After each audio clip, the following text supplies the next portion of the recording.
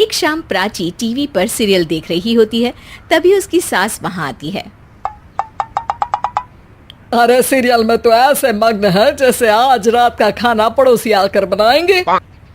मुझे पता ही नहीं था आपने अपने बेटे की शादी पड़ोस में भी की हुई है। हैं? मतलब? मतलब इस घर में सारा काम बहू ही करती है, आप तो सिर्फ खर्राटे मारती हैं। अच्छा जी, फिलहाल तो तुम आराम फरमा रही हो, चलो जाओ, ये मेरे टीवी देखने का समय है।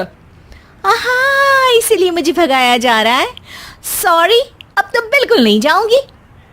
प्राची की इस बात पर दोनों सास बहू के बीच टीवी रिमोट के पीछे बच्चों जैसे छीना झपटी शुरू हो जाती है, जिसके बीच श्लोक भी काम से घर वापस आ जाता है।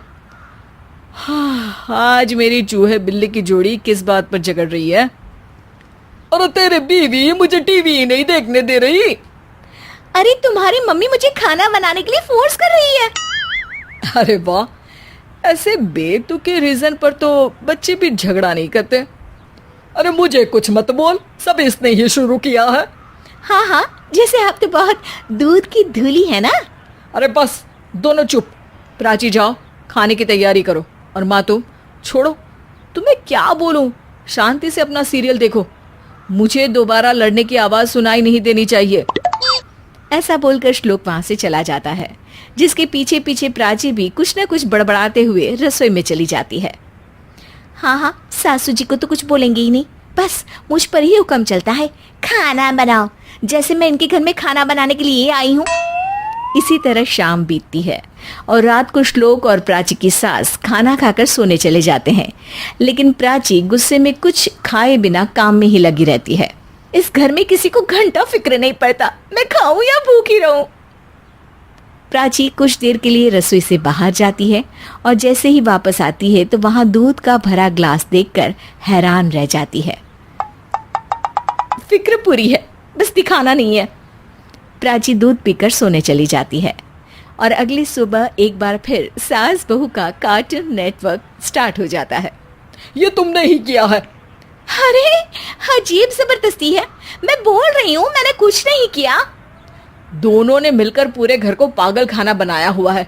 यहाँ कोई नॉर्मल इंसान तो रह ही नहीं सकता, इसीलिए अब पड़ोसी क्या रिश्तेदार भी घर आने से कतराते हैं। और सुन बेटे, तू भी चंगा, तेरी माँ भी चंगी, तेरी बीवी भी चंगी, रिश्तेदार। हाँ जी, आपको नहीं पता क्या, गंगाधर ही शक्तिमान है, रिश्तेदार ही। हाँ हाँ, बस समझ गया। कभी जानवरों जैसे लड़ेंगी तो कभी जुगलबंदी करेंगी। भाई मैं आप दोनों के बीच में नहीं फंसना चाहता। सास बहू की इस मनमौजी जोड़ी से परेशान होकर श्लोक अपना सिर खुजलाता वहां से चला जाता है। चलो अब मैं भी कीर्तन में जा रही हूँ। इस पर जैसे ही सास कमरे में अपना पर्स लेने जाती है तो वहां नाश्ते की प्लेट रखी देख मुस्कुराने लगती है और नाश्ता करके घर से बाहर निकलते हुए कुछ पैसे टेबल पर रख जाती है, जिसके कुछ देर बाद सिलेंडर वाला घर आता है। ओ मोरी मैया, मैं सिलेंडर के बारे में तो बिल्कुल भूल ही गई थी। घर खर्च के सारे पैसे भी मम्मी के पास है और श्लोक से बोला तो उल्टा 4 बात सुनाएंगे। प्राची ये सोच ही रही होती है कि अचानक उसका चेहरा चमक उठता है और वो घर में आकर इधर उधर देखने लगती है। तभी उसकी नज़र टेबल पर रखे पैसों पर पड़ती है, जिन्हें वो सिलेंडर वाले को दे देती है। ये सब श्लोक देख लेता है। अच्छा बेटे, इतना बड़ा घोटाला, सबके सामने मैं तेरी दुश्मन और पीठ पीछे तेरी मेरी यारी। इस पर श्लोक एक प्लान बनाता है और शाम को सब एक साथ बैठे होने पर बोलने लगता है। माँ, तुम दोनों की बहुत लड़ाई होती है, इसलिए मैं सोच रहा हूँ कि प्राची को उसके घर छोड़ाऊं, इससे वो भी खुश रहेगी और तुम भी। अचानक श्लोक की ये बात सुनकर सास बहू शौक से उसकी तरफ देखती हैं। अरे ऐसे कैसे घर छोड़ाओगे, मुझे कहीं नहीं जाना। अरे तुमने बोला नहीं पर मैंने सुन लिया, तुम्हें मम्मी के साथ रहना अच्छा नहीं लगता, मुझे पता है।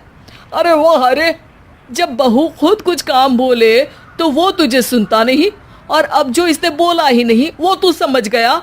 जब उसे नहीं जाना तो फिर जबरदस्ती क्यों कर रहा है? अच्छा, फिर आपको मौसी के घर छोड़ाता हूँ, बस अब आप दोनों एक घर में एक छत के नीचे नहीं रह सकती। मैं इस टॉम एंड जेरी की जोड़ी को और नहीं झेल सकता। है? ऐसे कैसे नहीं रह सकते? तुम्हें इतनी दिक्कत है तो तुम्हारा बोरिया बिस्तर पैक कर देती हूँ, लेकिन मम्मी जी कहीं नहीं जाएंगी। बिल्कुल यही सुनना था मुझे। अगर दोनों में इतना ही प्यार है फिर हर वक्त ये लड़ाई का नाटक क्यों करती हो? देखा मैंने कैसे माँ किचन में दूध रखती है और तुम उनके लिए कमरे में नाश्ता रखती हो, और कैसे वो पहले ही तुम्हारी दिक्कत समझकर घर में पैसे रखकर बाहर जाती है। अरे भाई, इतना ड्रामा तो डेली सोप में भी नहीं होता जितना तुम दोनों ने इस घर में फैलाया हुआ है। तू हमें टॉम एंड जेरी बोलता है ना, तो याद कर वो दोनों भी एक दूसरे को बाहर वालों की बुरी नजर से बचाने के लिए हमेशा सबके सामने लड़ते थे, लेकिन अकेले में दिक्कत के समय मदद भी तो करते थे। बस हमारा रिश्ता भी कुछ ऐसा ही है। और वैसे भी अगर सास बहू में तू मैं नहीं होती तो दुनिया वालों को कहानियां कैसे मिलेंगी?